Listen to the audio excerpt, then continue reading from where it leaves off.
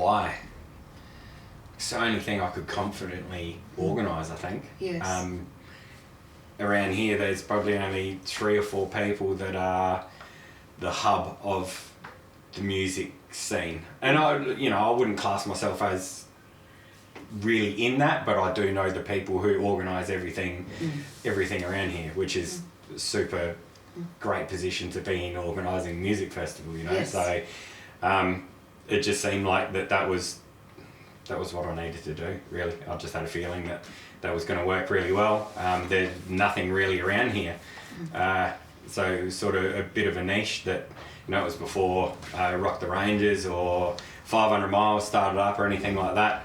And having John Simpson on board, he's a rock star of this stuff that's happening now. There's 5 or 6 gigs happening around rural South Australia at the moment. So it was really just mainly for us bands to get together. So all the local bands that we knew, we hooked up with a local brewer and everyone got paid in beer. It was it was really good. I think we had 3 or 4 bands get together and then just opened it up to the community, had a big bonfire, and it was just a free music day out, which was really good. I think we passed, that was around the Kangaroo Island bushfires maybe, or New South Wales bushfires, I reckon. So we passed the hat around, and I think we got $500 together to donate to a cause that just seemed like a too good opportunity to pass that up. But then in between, like after we done that, it was sad. We had a couple of local lads take their own lives, and one of them was a good mate's son, which really hit home that there was nothing around here that was happening. Really, it was sort of gone a bit stagnant, and I was trying to wonder what I could do to help. I'm just a musician and a fabricator. It's, I can't really move mountains, but I can organise a music festival or something like that. To get people around, and a good excuse to be able to raise some money for something like that. So.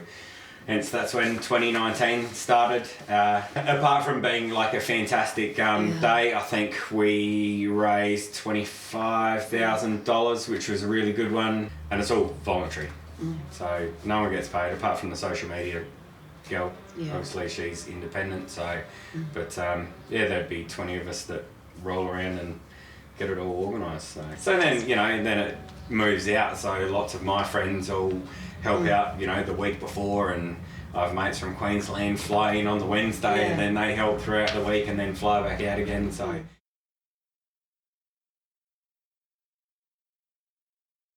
also it started off like wholly and solely I was thinking about it from a fundraising point of view.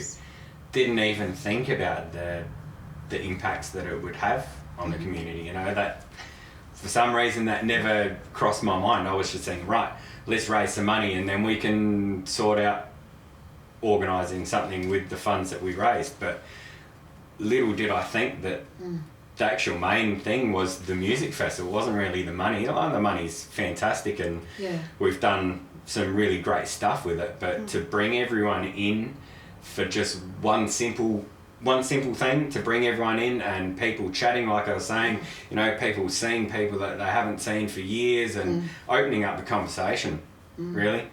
Opening up that conversation, and we say that it's okay to not be okay.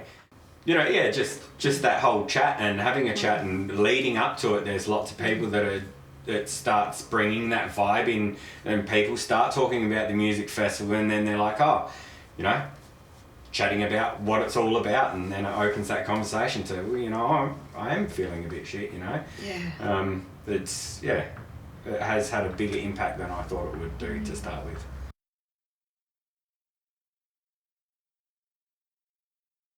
I try and pick a couple of guest speakers. Some people from a men's mental health group come and chat at the first one, which is a mental health group that I was in, helped me get through lots of stuff. So they went up and chatted, and geez, they were crying on stage, like it was, they were really vulnerable. So it just showed everyone that it's okay to open up and chat.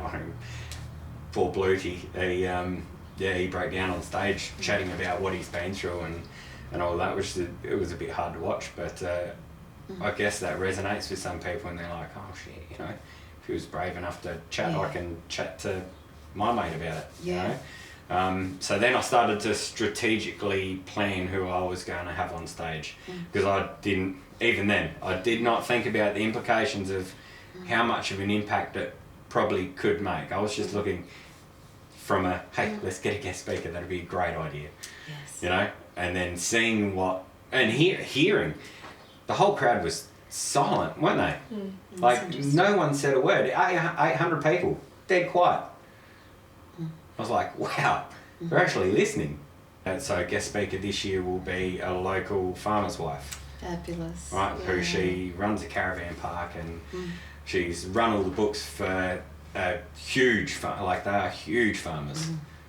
So she's smashing it out of the park. So I just thought, right, well, that's someone that everybody around the area knows. She's triumphed over lots of stuff, lots of hurdles. So it's just a bit more strategically planned on who needs to be up there speaking to the masses, I guess. It gives me a big sense of pride watching that, you know, like standing out there and watching everyone, especially when you've got a guest speaker and everyone is focused to the front. I'm like, oh yes, that's good, that was a good pick, that worked.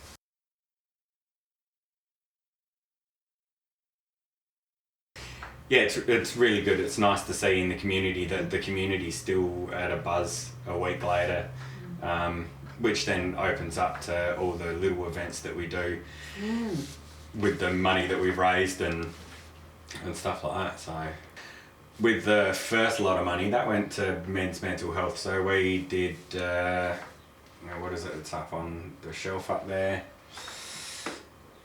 It was a country, so hang on.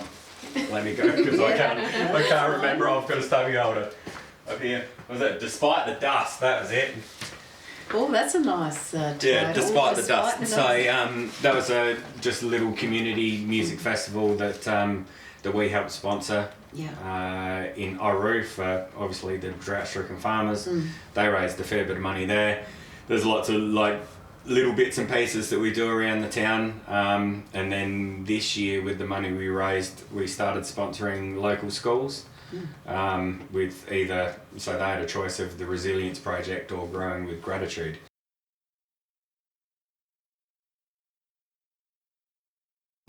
Playing on stage is always great.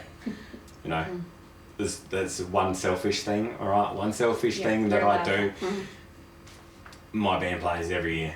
As long as we do have a thing, as long as it changes every year, we don't play any of the same songs, and we have at least a new couple of originals in there. That's my only rule that we have. But yeah, it is selfish. I put us in there, but it's my music festival, so. And If you can't do it at your own music. that's right. Exactly. One day I'll be playing with Dave Grohl, but no. I don't take accolades very well. Like I don't like people mentioning my name on there, but being brought up on stage and, you know, someone actually saying, hey, this is the man, you know, this is what, and then having people come up and say, hey, you know what, this has been really good. I've been out of the house for so long, or, you know, I really love hearing people's stories. I love hearing how it's impacted them. That makes my heart swell. No, I like the stories. I like hearing people's reactions to it. How easy it was for them, or how hard it was for them to come out, or that they've seen someone that I haven't seen for 20 years and, you know, and got to rekindle a friendship, or, you know, the stories, how the impact, I love the impact of it. And standing in the mosh, you know, like when Venice Queens or Bootleg Rascals there, and standing in there and everyone just screaming and yelling and having this awesome time, and I'm in the middle just going, yes, this is so good, you know.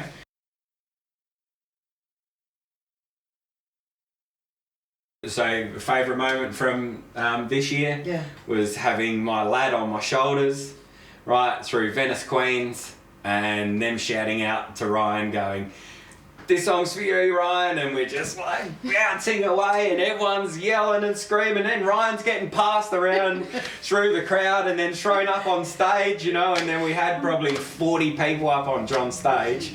Yeah, to bring my lad, and because I never got to experience anything like that as a kid. Yeah. But to have all these kids, all these local kids experiencing something like that, that's great. Yeah. Yeah.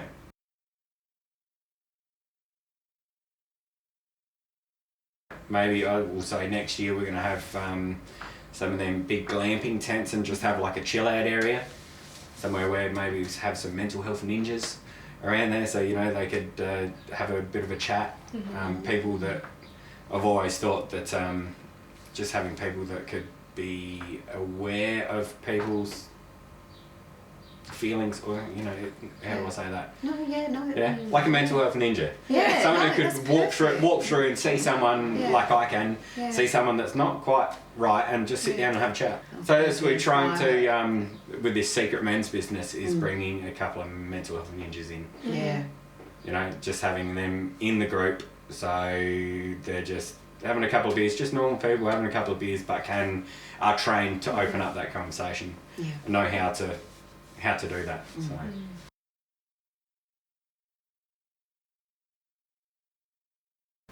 So. I mean, I do, while the big day out had lots of different stages, it was big enough that you had one crowd.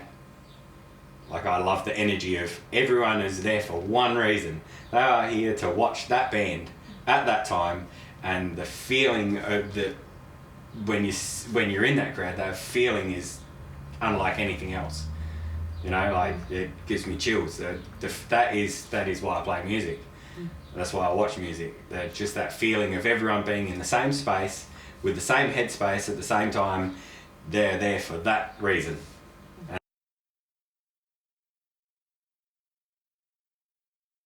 Regardless of the music festival at all, I seem to attract them sort of people that do need a chat anyway. So no, nothing's really changed there. I do notice that people open the conversation up a little bit more though. People who don't usually talk have found someone to talk to, or you know, can freely chat. I've seen that, but then again, on the flip side of that, you can always see the dark side too. There's some people who just still can't chat, still can't talk, still can't open up, which is sad, but you can't change everyone. You can't. And that was a big thing for me, was I can't help everyone.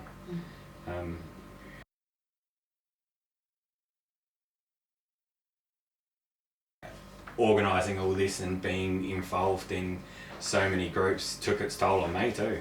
Like I struggled for ages trying to get that that balance back. You know, like I'm out Monday, Tuesday, Wednesday, Thursday night, and I would only be home Friday, Saturday, and then maybe have to do this men's thing on a Sunday. You know, and Katrina's going, where are we? Where are we in this thing? And I'm like, shit. I need to start focusing and realigning my own values and putting anything I do, and this is gonna sound, anything that I do, I'll put like 200% in, right?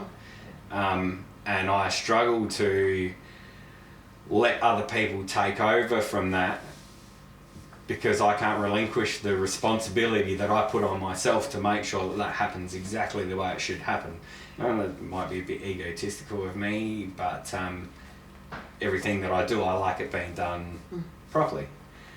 So I've had to get in my own head to be able to allow other people to help, and making sure that they get put into a position where I know they're going to excel, and to be able to do this properly. I take it on. I take too much on board, but yeah, I have learned to say, hey guys, can you help me?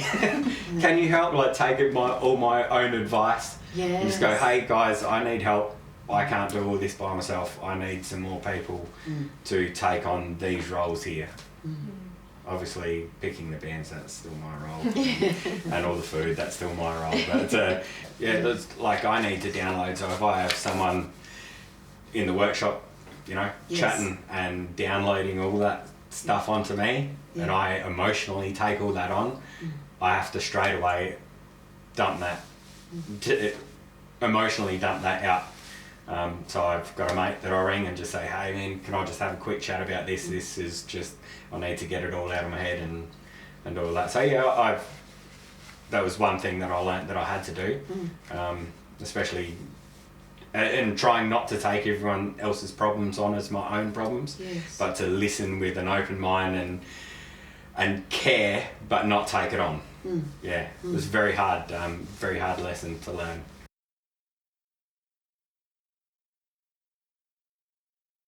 Don't do it yourself. Yeah. Yeah, find a local group of people that do action. There's lots of groups that just talk, and they may have 50 grand in the bank and they will talk to no end about spending it, but don't mesh enough to be able to pick something to spend it on. You need an action group. Like Apex, I don't know any Apex groups that are not doers. Yeah.